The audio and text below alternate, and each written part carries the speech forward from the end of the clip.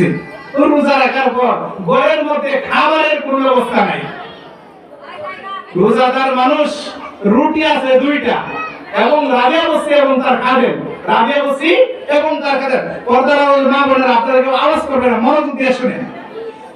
এই ঘটনার মধ্যে রুটি 2টা, মানুষ 2জন, আরো 2জন মেহমান উপস্থিত। বলেন না সুবহানাল্লাহ। মেহমান কয়জন? 2জন। রুটি আছে কয়টা? 2টা।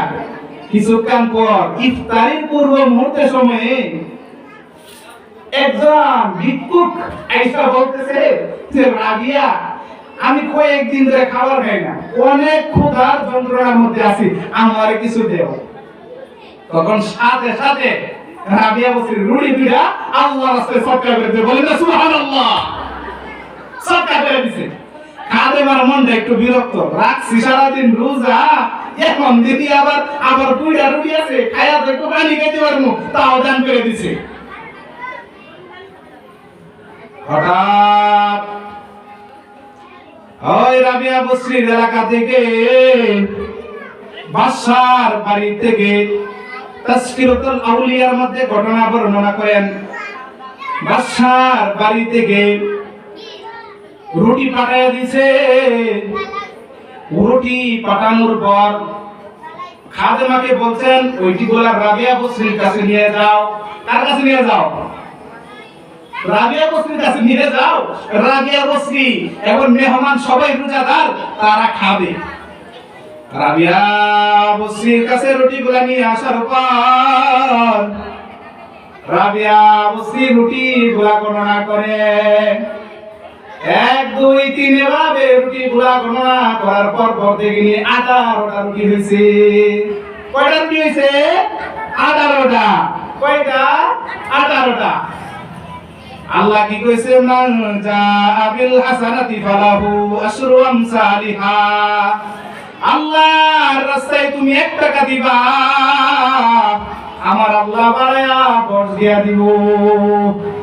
কত আল্লাহ ওয়ালা রাবিয়া বসরি কয়, খাদেমা রুটিগুলো আমার না, রুটিগুলো নিয়ে যাও, রুটিগুলো নিয়ে যাও। তুমি ভুল করে আমার কাছে আসছো, ভুল করে কি করছো? আমার কাছে আসছো, রুটিগুলো আমার না। এখন খাদেমা তো বাদশার খাদেমা বুঝে আইছি। আর খাদেমা আসার পরে কি করছে? সুন্দর করে রুটি দিয়েছে বাদশার স্ত্রী 20টা, এর 2টা রেখে দিছে। তখন বুঝে আইছে তো বাদশার কাছে তো খবর যাইবো। তখন 2টা রুটি মিলাইয়া আর 20টা আনছে।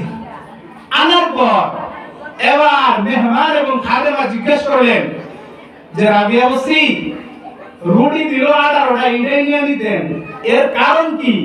তখন রাবিয়া বসরি জবাব দেয়, আল্লাহ কয় মান জাবিল হাসানাতি ফালাহু আশরু আমসালিহা।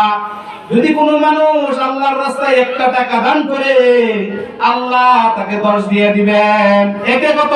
10। এই জন্য আমি আল্লাহর কাছে 2 রুটি দিছি, আমার রুটি আসার কথা 20টা, 18টা কেন হইলো? ঠিক কি না? বলেন না সুবহানাল্লাহ। বলেন না সুবহানাল্লাহ। আরে সুবহানাল্লাহ বলে কি লস আছে নাকি? জান্নাতের মধ্যে আপনার নামে একটা গাছ হইব, সুবহানাল্লাহ বলে কি টাকা লাগে? টাকা লাগে না। তো রাবিয়া বসরি এই ঘটনা বর্ণনা করছে।